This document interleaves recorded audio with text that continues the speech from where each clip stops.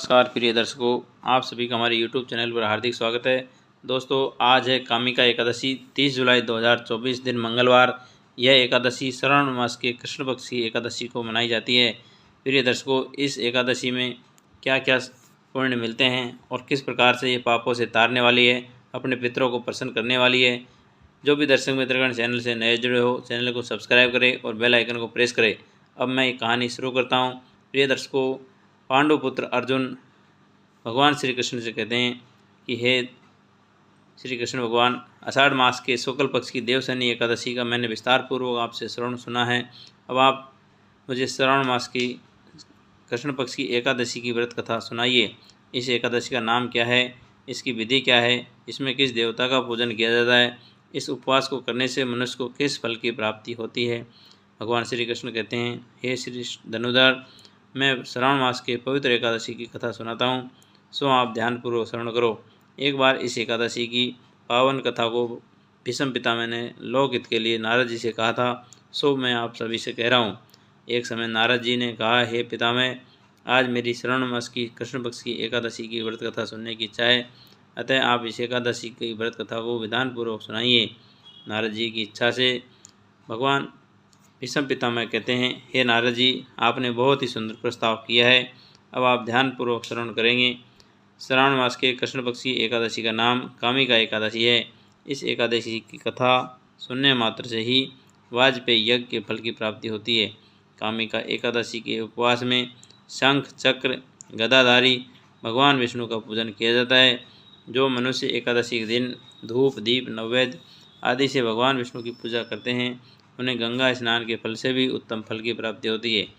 सूर्य ग्रहण और चंद्र ग्रहण में जो मनुष्य केदार और कुरुक्षेत्र में स्नान करने से जिस पुण्य की प्राप्ति होती है, वह पुण्य कामिका एकादशी के दिन भगवान विष्णु की भक्तिपूर्वक पूजा करने से प्राप्त होता है। भगवान विष्णु की श्रावण मास में भक्तिपूर्वक पूजा करने से जो फल प्राप्त होता है, वह समुद्र और भूमि के दान के बराबर होता है। व्यतिपात में गंडकी नदी में स्नान करने से जो फल प्राप्त होता है, वह फल भगवान की पूजा करने से मिलता है। संसार में भगवान की पूजा का फल सभी व्रतों में उत्तम है। जो भक्तिपूर्वक भगवान की पूजा न बन सके, तो श्रावण मास में कृष्ण पक्ष की कामिका एकादशी का उपवास करना चाहिए। आभूषणों से युक्त बछड़ा सहित गोदान करने से जो फल प्राप्त होता है, वह फल कामिका एकादशी के व्रत उपवास से मिल जाता है। जो उत्तम द्विज श्रावण मास के कृष्ण पक्ष की कामिका एकादशी का उपवास करते हैं तथा भगवान विष्णु का पूजन करते हैं, उनसे सभी देव नाग किन्नर पितृ आदि की पूजा हो जाती है। इसलिए पाप से डरने वाले व्यक्तियों को विधि विधान सहित इस उपवास को करना चाहिए। आदि की पूजा हो जाती है, इसीलिए पाप से डरने वाले व्यक्तियों को विधि विधान सहित इस उपवास को करना चाहिए। संसार सागर तथा पापों में फंसे हुए मनुष्यों को इनसे मुक्ति के लिए कामिका एकादशी का व्रत करना चाहिए। कामिका एकादशी के उपवास से सभी पाप नष्ट हो जाते हैं। संसार में इससे अधिक पापों को नष्ट करने वाला कोई और उपाय नहीं है। हे नारद जी, स्वयं भगवान ने अपने मुख से कहा कि मनुष्यों को अध्यात्म विद्या से जो फल प्राप्त होता है, उससे अधिक फल कामिका एकादशी का व्रत करने से मिल जाता है। इस उपवास को करने से मनुष्य को न यमराज के दर्शन होते हैं, न ही नरक के कष्ट भोगने पड़ते हैं, वह स्वर्ग का अधिकारी बन जाता है। जो मनुष्य इस दिन तुलसी दल से भक्तिपूर्वक भगवान विष्णु का पूजन करते हैं, वे इस संसार सागर से में रहते हुए इस प्रकार अलग रहते हैं, जिस प्रकार कमल का पुष्प जल में रहता है और जल से अलग रहता है। तुलसी दल से भगवान श्री हरि का पूजन करने का फल एक बार स्वर्ण और 4 बार चांदी के दान के बराबर होता है। भगवान विष्णु रत्न मोती मणि आभूषणों की अपेक्षा तुलसी दल से अधिक प्रसन्न होते हैं। जो मनुष्य प्रभु को तुलसी दल से पूजन करते हैं, उनके सभी पाप नष्ट हो जाते हैं। हे नारद जी, मैं भगवान की अति प्रिय श्री तुलसी जी को प्रणाम करता हूँ। तुलसी जी के दर्शन मात्र से ही मनुष्य के सभी पाप नष्ट हो जाते हैं और शरीर के स्पर्श मात्र से ही पवित्र हो जाता है। तुलसी जी को जल से स्नान कराने से मनुष्य की सभी यम यातनाएँ नष्ट हो जाती है। जो मनुष्य तुलसी जी को भक्तिपूर्वक पूजन के श्री चरणों में कमल अर्पित करता है, उसे मुक्ति मिलती है।